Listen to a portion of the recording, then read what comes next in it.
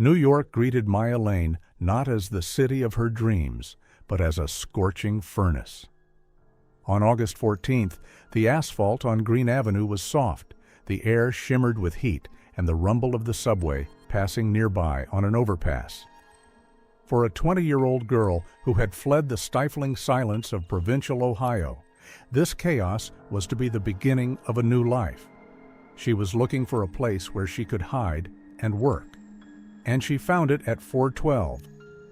Elias Thorne's house resembled a fortress that had accidentally found itself in the middle of industrial Brooklyn, a former factory made of dark red brick with tall, narrow loophole windows and heavy oak doors covered with copper.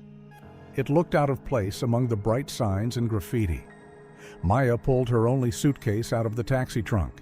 It contained her entire life, clothes, a laptop, and most precious of all, her paper restoration tools. Someone was already waiting for her on the porch. Elias Thorne stood completely still, his hands behind his back. He was wearing an immaculate shirt, buttoned up to the neck despite the 30-degree heat. He didn't wipe the sweat from his brow or squint in the sun. He just watched. "Miss Lan," his voice was dry and clear, "you're punctual. A rare quality." "Mr. Thorne?" Maya pulled her suitcase up the steps. "Sorry about the traffic." "Elias," he corrected, opening the heavy door for her. "Welcome home." Inside, it was unnaturally cool. The contrast with the street was so stark that Maya's skin broke out in goosebumps. The hall was sterile, black and white tiles, high ceilings with Victorian moldings, the smell of wax and old wood. There were no sirens or the cries of street vendors. The silence was thick, almost physical. "I am the owner and manager," said Elias, leading her up the wide staircase to the second floor. "I restored this building myself. Every beam, every pipe. This house is a living organism, Maya. If you respect it, it will protect you from the city." He stopped at the door marked 2B. The key turned in the lock with a soft, oily click.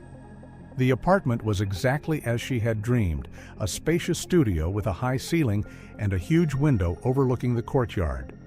The walls were a deep gray, the parquet flooring perfectly polished.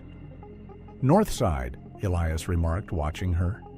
"Even, diffused light. Perfect for your work with the archives, isn't it?" "Yes." Maya ran her finger along the windowsill. "Not a speck of dust." "I need silence and concentration. I restore old documents." "I guarantee silence. The walls here are 1/2 meter thick. You won't hear your neighbors." Maya hesitated for only a moment.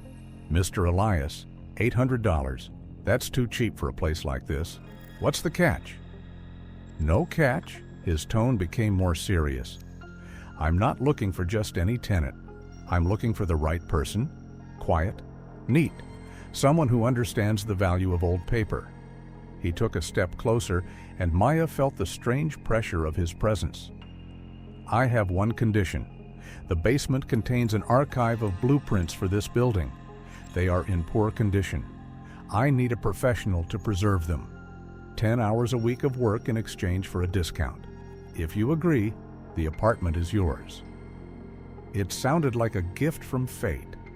Maya nodded, ignoring the quiet voice of intuition that advised her to be more cautious with free cheese. An hour later, Maya went out into the hallway to throw away the boxes. She needed to get away from the watchful gaze of the living house for at least a minute. In the hallway, she almost bumped into a girl coming out of the neighboring apartment, 2A. She was an explosion of color, pink hair, short skirt, fishnet tights. "Oh, fresh blood," the girl smiled broadly. "I'm Sarah. Are you in the vault now?" "In the crypt?" Maya asked.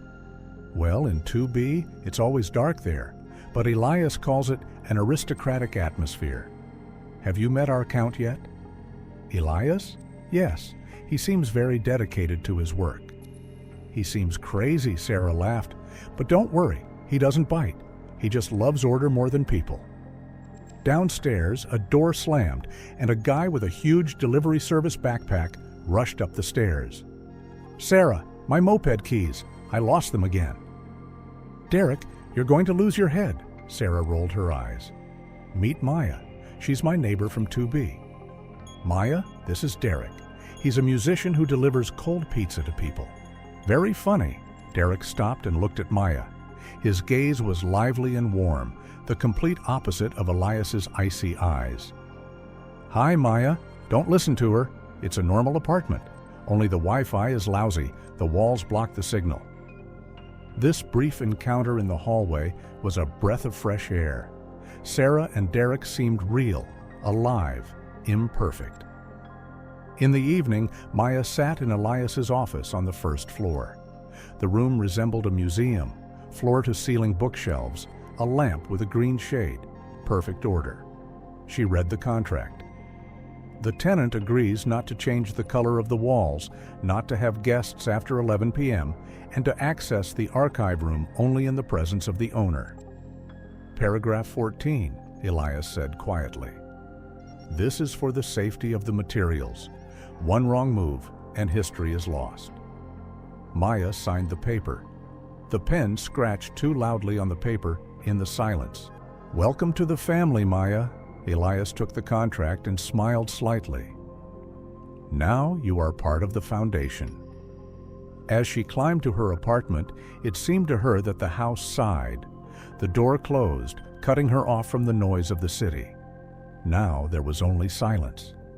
A year in house number 412 changed Maya Lynn more than 10 years of living in Ohio. If her paleness had previously seemed aristocratic, now she looked sickly. Dark circles under her eyes became constant companions, and her hands, which once confidently held a restorer's scalpel, now often trembled slightly. August had once again covered Brooklyn with a stifling blanket, but the windows of apartment 2B were tightly closed. The heavy velvet curtains, kindly lent by Elias, did not let in a single ray of sunlight. Are you sure you put it here? Elias's voice was as soft as the velvet on the windows. He stood in the doorway of her bedroom, watching Maya frantically rummage through the contents of the drawer. Yes, Elias, my passport and the money I saved were here this morning. I remember it clearly. Maya, he took a step forward, his shadow covering her. We've already talked about this. Your memory has been failing you lately. It's fatigue. But tell me honestly, did you give the keys to that guy, Derek? No, of course not. We had a fight a week ago. I haven't even seen him. You didn't see him, Elias nodded, as if talking to a child. But I did. He was hanging around the fire escape last night. He looked agitated. Maybe he was looking for a way to apologize? Or to take what he thought you owed him? Maya sank onto the bed. The doubt Elias had planted months ago had sprouted and was now suffocating her. Derek was impulsive. He yelled when he was angry. Maybe he really did. I'm changing the locks, Elias said firmly. Today. You need to feel safe in your own home. No one will come in here without my permission. I promise. The following week, Derek came to make amends. He stood outside the door of apartment 2B with a bouquet of wilted daisies and knocked. Maya, open up. I know you're in there. Let's just talk. Maya stood on the other side of the door, her back pressed against the cold wood. Her heart was pounding so hard that it hurt her ribs. She wanted to open the door. She wanted to hear his laughter, which once filled the silence of this house. But Elias's voice echoed in her head. He's dangerous. He steals from you. He wants to destroy your peace. The knocking grew louder. Maya, this isn't funny anymore. Sarah said you haven't left the house in 3 days. What's going on with you? Suddenly, other footsteps sounded on the stairs. Slow, heavy, rhythmic. The knocking on the door stopped. Young man, Elias's voice rang out like a gunshot. You are violating the rules of residence, and you are disturbing Miss Lynn. I just want to talk to my girlfriend, Derek snapped, but there was uncertainty in his voice. She doesn't want to talk to you. She asked me to protect her from your harassment. Harassment? Are you out of your mind? Maya, tell him. Maya closed her eyes. Tears rolled down her cheeks. She was afraid of Derek. She was afraid that Elias was right. She was afraid that if she opened the door, chaos would rush in and destroy the fragile cocoon of safety that Elias had built for her. "Go away, Derek," she whispered, but then, gathering all her strength, she shouted through the door, "Go away! I don't want to see you. You stole my money. Get out." There was silence behind the door. Then she heard the sound of a bouquet hitting the floor and quick footsteps down the stairs. "There you go." Elias's voice sounded very close, as if he were speaking directly into her ear through the wood. "Now you're safe. I'm here." The isolation became complete when Sarah intervened. It happened a month after the incident with Derek. Sarah waited for Maya as she went down to the basement. "My God, Maya!" Sarah grabbed her arm. Her bright makeup looked vulgar in the dim light of the hallway. "You look like a ghost. Are you eating anything?" "I'm working." Maya tried to pull her arm away, but her friend's grip was strong. "I have a big project. Elias entrusted me with it." "Elias, Elias, Elias," Sarah exploded. "Do you hear yourself? All you talk about is him. He's gotten into your head, Maya. Derek didn't steal your money. That's nonsense. We all know this house is strange. You need to move out. Right now. Move in with me on the couch until you find something else." "You're jealous," Maya said coldly. The words weren't hers. They were someone else's, put into her mouth during the long hours in the basement. "You're jealous because I have a goal. I have a home that values me. All you have are cheap bars and casual relationships." Sarah recoiled as if she had been struck. "You're not Maya," she said quietly. "I don't know who you are, but you're not her." At that moment, the basement door opened. Elias stood there, in his usual immaculate suit, illuminated by the dim light from the depths. "Miss Jenkins," he said, "your lease expires next month. I have decided not to renew it. I feel that your lifestyle is incompatible with the spirit of this building. You have 3 weeks to vacate." Sarah shifted her gaze from him to Maya. "Are you going to let this happen? He's kicking me out." Maya lowered her eyes. "You'd better leave, Sarah. You're interfering with my work." The basement had become the center of Maya's universe. There was no time here, only the hum of the ventilation, the smell of old blueprints and restoration chemicals. Elias often came down to see her. He didn't just check on her work. He sat down next to her and talked for hours. He talked about architecture as if it were a religion. "People are weak, Maya. They betray, they lie, they grow old. But concrete is honest. If the foundation is right, the building will stand forever. You and I are alike. We both understand that true beauty is order." He brought her food because she forgot to eat. He stroked her head when she was tired.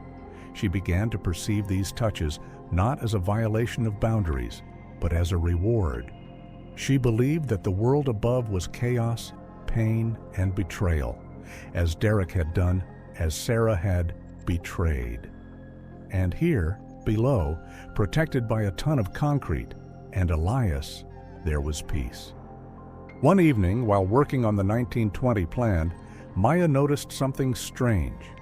The drawing showed a room behind the eastern wall of the basement that did not physically exist.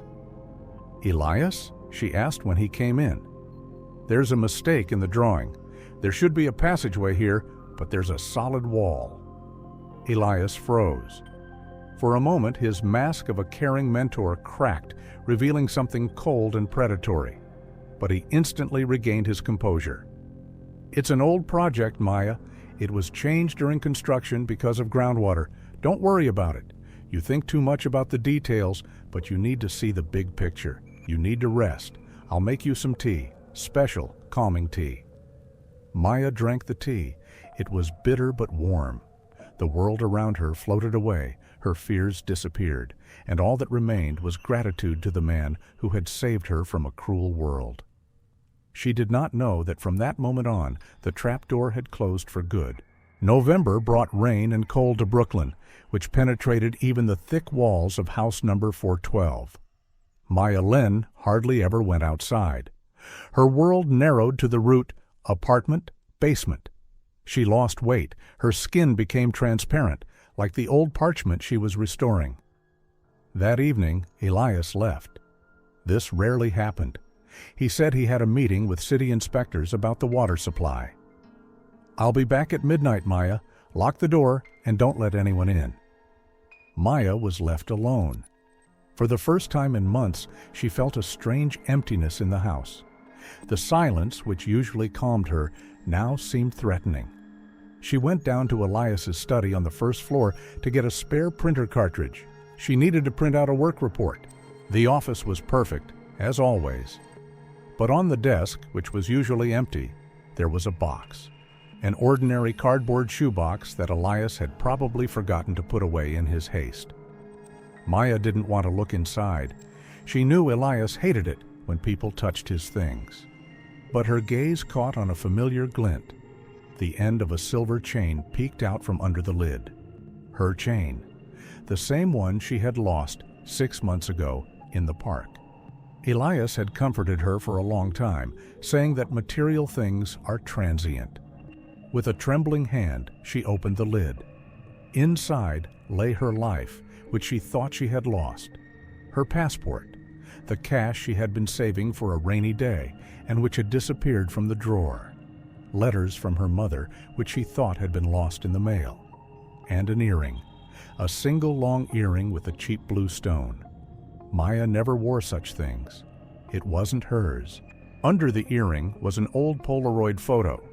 It showed a girl with red hair laughing as she sat on the steps of this house.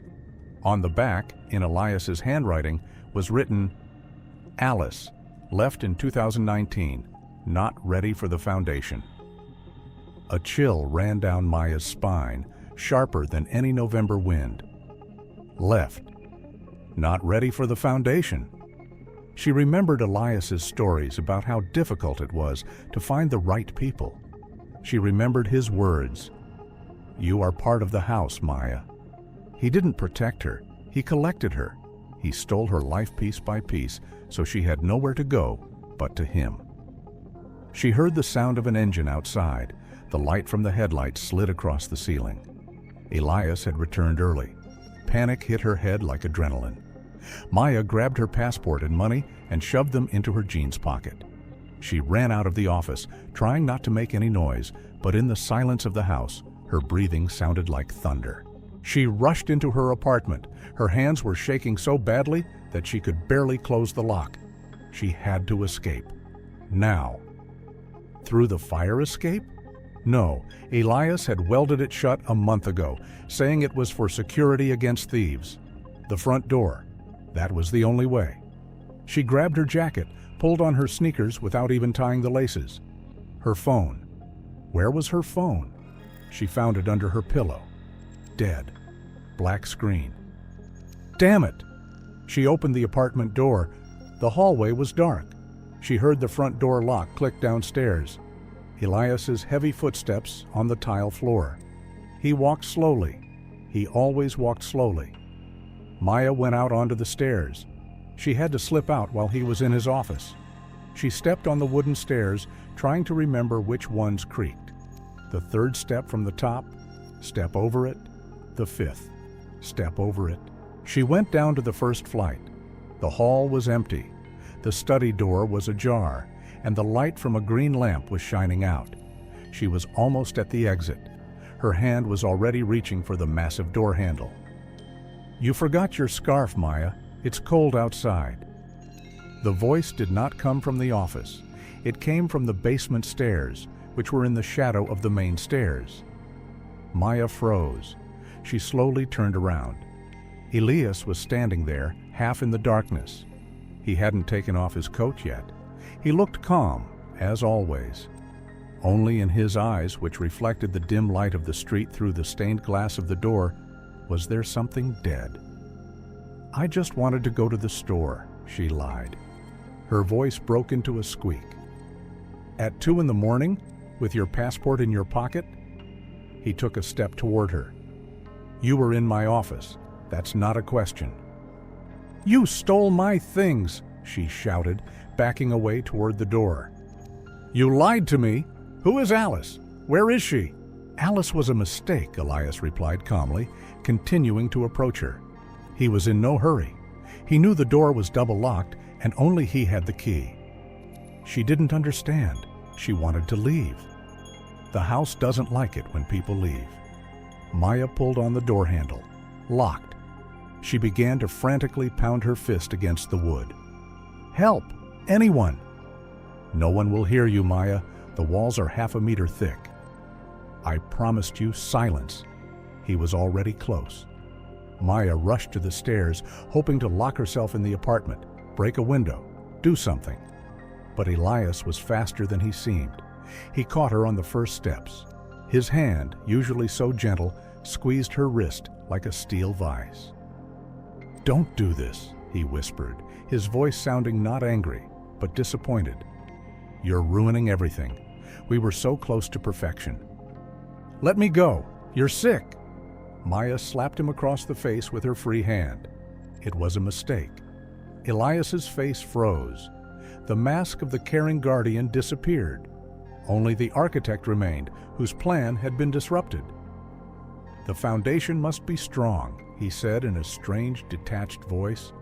He pushed her, or she stumbled, trying to break free. The world turned upside down, the sound of her body hitting the wood. Then again, the dull thud of her head against the corner of the step. Maya lay at the foot of the stairs. She tried to breathe, but the air wouldn't come. Her head was ringing. The light in the hall began to dim, narrowing to a single point. She saw Elias standing over her. He was adjusting the cuffs of his coat. "Quiet, Maya." His voice sounded as if it were coming from underwater. "You'll wake up the house." He leaned over her. She wanted to scream, but only a wheeze came out of her throat. The last thing she felt was the smell of dust and old concrete as he lifted her up. Not like a woman, like building material. Then came darkness and absolute silence. Water always finds a way. Architects, plumbers, and investigators know this rule. You can build walls of reinforced concrete, you can lie under oath, you can hide the past behind double locks, but sooner or later, a crack will appear. In Elias Thorne's house, that crack appeared on the night of October 12th. The old cast-iron pipeline, laid at the beginning of the century under the foundation of the building, could not withstand the pressure. At first, it was just a damp spot on the basement wall, then a thin stream. And by morning, the basement had turned into a pool of dirty, rusty water that undermined the very essence of the iron fortress. The emergency crew arrived at 6 in the morning. 2 men in orange vests, cursing their job and the smell of sewage, went downstairs with jackhammers. "We'll have to drill here," shouted the older one, Mike, drowning out the noise of the pump pumping out water. "The pipe goes under the retaining wall. The owner is going to be furious." "The owner is standing upstairs looking like we're breaking his skull instead of concrete," muttered the younger man, pressing down on the jackhammer. The concrete yielded reluctantly. Elias built conscientiously, even where no one could see. But when the hammer broke through the screed near the east wall, the sound changed. Instead of a dull thud against solid ground, there was a strange, hollow crunch. The tool fell into a void. "Stop!" Mike shouted. "Is there an underground passage there?" They shone their flashlights into the hole. The water that poured in began to wash away the dirt, exposing what had been hidden. At first, they saw fabric, gray, covered with dust and mold. Then, something like the leather of an old discarded suitcase. And only when the beam of the flashlight caught a human hand, with long, dry fingers reaching toward the exit, did Mike realize that this was not trash. "Jesus Christ," he whispered, stepping back and dropping the flashlight into the dirty water. "Turn everything off. Call the cops." Detective Mark Hollis hated basements. They always smelled of death, even if no one had been killed there. But the basement of 412 smelled of something worse. It smelled of time standing still. Hollis was 50, and he had seen enough corpses not to lose his breakfast at the sight of decomposition. but what lay in the niche behind the false wall made even him hold his breath. The girl's body had not decayed in the usual sense. Thanks to the unique microclimate of the basement, dry with constant air circulation through the ventilation system designed by Elias, and the airtightness of the hiding place, the decomposition process had stopped. The body had mummified.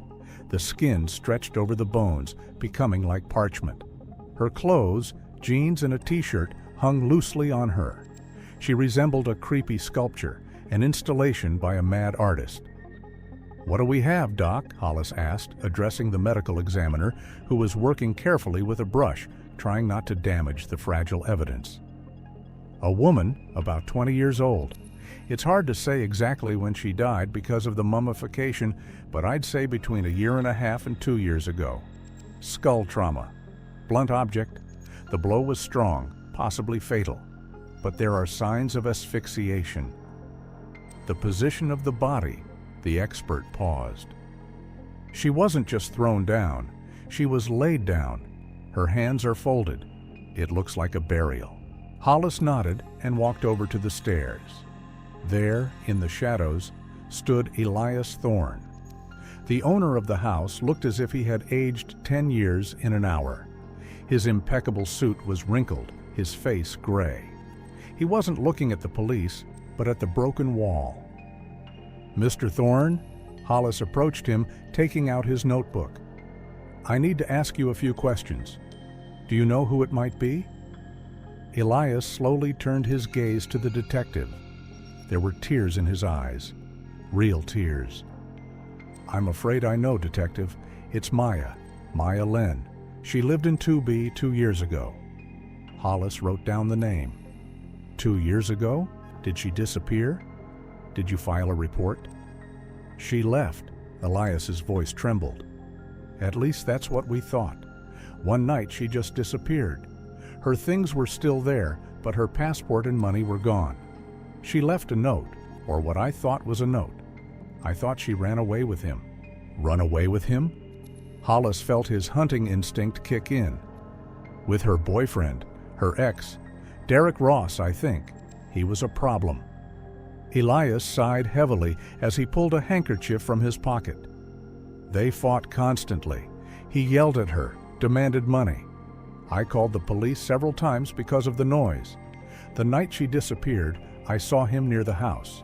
He was drunk, yelling that he wouldn't let her go. I wanted to go out, but..."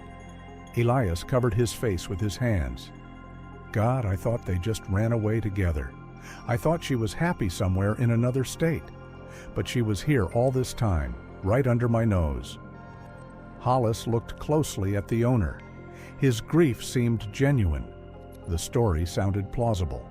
A standard scenario, domestic violence, an escape that didn't go according to plan. "We'll check this information, Mr. Thorne. Thank you for your cooperation."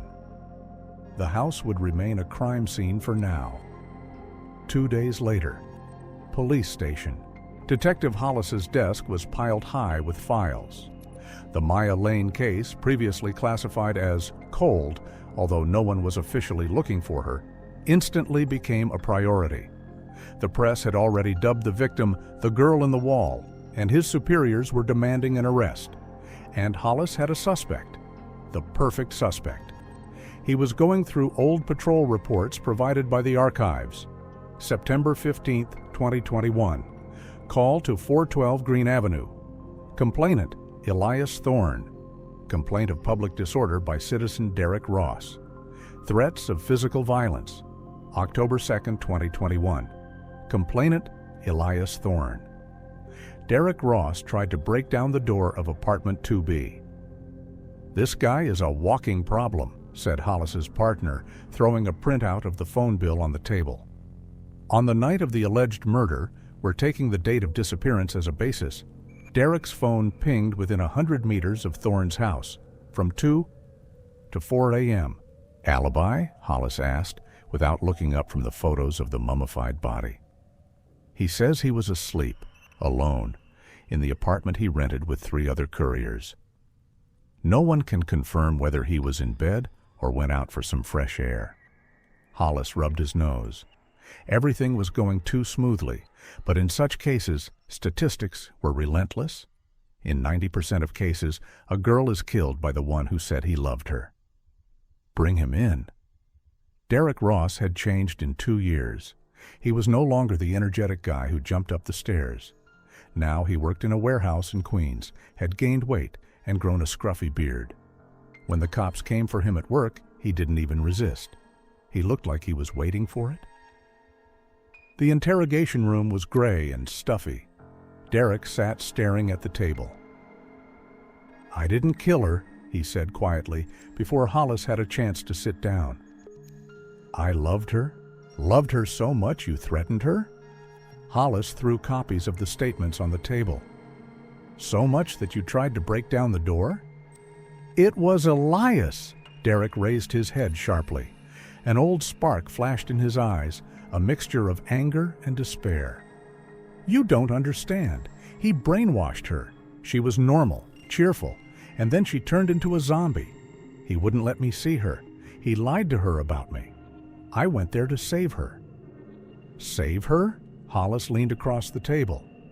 "The witness, Mr. Thorne, claims that you yelled that night that if she didn't be with you, she wouldn't be with anyone." "That's a lie! I yelled for her to come out. I called her." "We checked the calls, Derek. There were no calls that night." "Because I smashed my phone," Derek exclaimed. "I was so angry that I smashed it against the wall of the alley." Hollis sighed. "So, you were drunk, you were angry, you broke your phone, conveniently, so the exact time couldn't be traced. You were outside her house. And that same night, she disappears. And now, we find her walled up in the basement. Who could know the basement better than the guy who was there?" "I've never been in the basement," Derek shouted. "Only he could have gone in there. Elias, why aren't you checking him out? It's his house." Hollis slowly stood up. "Mr. Thorne is a respectable man. He's cooperating with the investigation. He provided all the keys, all the plans. He even showed us a contract stating that Maya had access to the basement and worked there. And do you know what we found in her apartment, Derek? An earring. One, and we found the other one in your jacket pocket during the search this morning. The same jacket that you, like an idiot, kept for 2 years." Derek turned pale. He stared at the detective with glassy eyes. "It's a gift. I bought them for her. She threw one back at me when we were arguing, and the other one was on her when she was killed," Hollis finished. "It was a lie. The second earring was found in a box in Elias's office, but Elias handed it over to the police, saying he found it among Maya's belongings after she disappeared. But it was enough to put pressure on the suspect." "I didn't do it," Derek whispered, covering his face with his hands. "God, Maya." Hollis left the interrogation room. The prosecutor was standing behind the mirrored glass. "Well?" he asked. "We have motive, opportunity, circumstantial evidence, and no alibi, plus a history of violence. We can close the case," Hollis said. But inside, somewhere deep down, the old detective felt an unpleasant itch. Something wasn't right. Derek was an emotional fool, yes. But was he a cold-blooded killer who could wall a girl into concrete so neatly that she wouldn't have been found for 100 years if it weren't for a rusty pipe? Hollis remembered Elias's face, his calmness, his precise words. "He's too perfect a witness," Hollis thought. He returned to his desk and took out the floor plan Elias had provided. Old, yellowed paper. "Officer," he called to the young patrolman, "find that girlfriend for me, Sarah Jenkins. She lived there too. I want to hear her version of the crazy ex." Meanwhile, in the house on Green Avenue, Elias Thorne sat in his study. Pumps were still humming in the basement, pumping out water. The house groaned, wounded, exposed. Elias held a glass of water in his hands. His hands did not tremble. He looked at the empty space on the shelf where the box of trophies had once stood. He had managed to burn the photo of Alice, but he had given the earring to the detectives. "She gave me one back when we were arguing," Derek would say. "I found it in the apartment. It must have fallen out when she was packing," Elias told the police. It was a risk. But Elias knew architecture. He knew that the strongest structures were held together by counterweights. Derek was his counterweight. While the police were looking at the boy, no one would look at the foundation. "Silence," Elias whispered, taking a sip. Still silence. But he was wrong. Somewhere in the city, Sarah Jenkins saw the news. She saw Maya's face on the screen and remembered the night she was kicked out. She remembered the strange sound she heard that night when she came to pick up her last things. Not the sound of an argument, the sound of a concrete mixer. And she remembered Maya talking about the room that isn't there. Time passes differently in an interrogation room. 48 hours had passed for Derek Ross, but he felt as if he had aged 40 years. He no longer shouted about his innocence. He just sat there, staring at the wall, broken by the news of Maya's death and the weight of the accusations. The district attorney was already preparing a press release about the case of the decade. Detective Mark Hollis stood by the coffee machine, watching the commotion in the station. The coffee was bitter, like the aftertaste of this case. Everything fit together like a puzzle for 3-year-olds. Too simple. "Detective," called the officer on duty. "You have a visitor. He says it's about the girl in the wall case." Sarah Jenkins was standing in the lobby. She had changed. Gone were the bright hair and bold makeup. She looked like a tired woman whom life had taught to fear loud noises. "Miss Jenkins?" Hollis approached her. "I was going to call you in for questioning. You arrested Derek." It was a statement, not a question. "The news says he did it." "We have strong evidence, Sarah. He threatened her. He was there that night." "Derek's an idiot, Detective. He's an emotional, loud idiot." "But he couldn't have mixed the concrete," she said quietly. "What?" Hollis frowned. "Concrete," Sarah repeated more firmly. "The night I came to get my things. It was 2 days after Maya disappeared.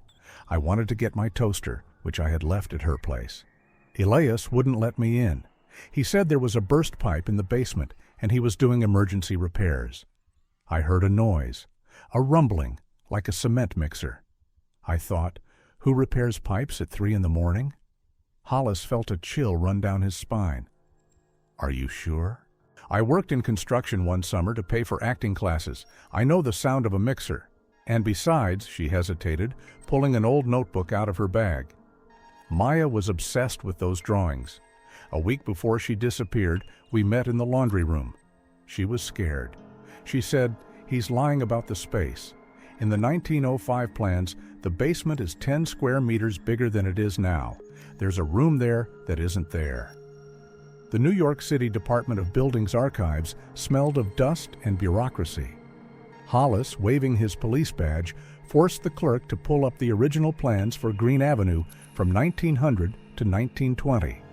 He unfolded a huge yellowed sheet. "There it is," whispered Sarah, who insisted on going with him. She pointed to the eastern part of the basement. On the old plan, the room was marked coal chamber. On the plans that Elias had provided to the police as current, there was a solid load-bearing wall in that place. Hollis superimposed the 2 plans on top of each other. The wall behind which Maya was found was almost a meter thick, but according to the standards of the time, it should have been no more than 30 centimeters. He didn't just hide her, Hollis realized. He reduced the size of the basement. He stole space to create a sarcophagus. He took out his phone. "Duty officer, this is Hollis. I need a warrant to completely dismantle the wall in the basement and search Thorne's office using ground-penetrating radar. And call in the SWAT team. We're going to the architect's house." House 412 greeted them with silence. Police cars blocked the street without sirens. Hollis didn't want to give Elias a chance to prepare. Although knowing Elias, he was always ready. When they burst into the hall, Elias was sitting on the stairs. He was dressed in his best suit, his shoes perfectly polished. He was drinking tea from a porcelain cup. "You're noisy, Detective," he said calmly, placing the cup on the step. This house doesn't like noise. "Elias Thorne, you're under arrest for the murder of Maya Len," Hollis said, his hand on his holster. "Stand up, hands behind your head." Elias slowly stood up. He didn't look scared. He looked like a man who had been interrupted during an important conversation. "Murder?" he repeated with a hint of irony. "That's a strong word. I would call it integration." A group with sledgehammers and a special scanner went down to the basement. 10 minutes later, Hollis's radio came to life. "Detective, we broke through the wall in the office. There's a passageway here." "Take him," Hollis ordered the officers, pointing to Elias. "Let him see us break his masterpiece." Behind the false wall of the bookcase in the study was a narrow room. It wasn't just a hiding place, it was an observation point. On the table were old monitors connected to cameras hidden in the ventilation system of each apartment. There were photographs on the walls, dozens of photographs. Sleeping residents, Maya working at her desk, Sarah painting her nails, Alice, the previous victim, whom no one knew about, on the stairs. But that wasn't the scariest part. On the shelf, neatly labeled with dates, were glass jars. In one was a strand of red hair. In another was a cheap plastic bracelet. In the third, Maya's glasses, which she lost in the first month. "You didn't just kill them," Hollis whispered, looking at Elias. "You lived their lives." Elias smiled. It was a cold, dead smile of a statue. "They were temporary, Detective. People come and go. They damage the walls. They make noise. They bring chaos. I gave them purpose. Maya wanted to go down in history. She did. She holds up the east corner. She's the strongest part of this house. Without her, it would collapse." "Take this lunatic away." Hollis turned away, feeling nauseous. As Elias was led away in handcuffs, he didn't look at the crowd of reporters. He looked at the house. "I just wanted peace," he whispered, before they put him in the patrol car. Derek was released that same evening. He walked out of the station, squinting at the camera flashes. He wasn't a hero. He was just a guy who had survived. Sarah was waiting for him by the car. They didn't hug. They just stood there, two people broken by one house, smoking a single cigarette between them. "She wanted to leave," Derek said quietly. "That night. I know it." "She left," Sarah replied, looking at the lights of Brooklyn. "Just not the way we thought." Detective Hollis stood in front of 412. It was now surrounded by yellow tape. The windows were dark. Without its owner, the iron fortress looked like nothing more than a pile of bricks, a dead stone. Hollis's phone vibrated in his pocket, a call from his wife. "Mark, are you coming home?" "Yes, honey," he said, taking one last look at the dark window of apartment 2B. "I'm coming home." He got into his car. The case was closed. The killer had been caught. Justice, as the newspapers like to say, had prevailed. But as he drove away, Hollis couldn't shake the thought of the jar with the red lock of hair, labeled Alice 2019. How many more jars like this were hidden in the foundations of New York? How many more girls had just left? The city remained silent. It knew how to keep its secrets in concrete. Case number 24098 was declared closed. Elias Thorne was sentenced to life imprisonment without the possibility of parole.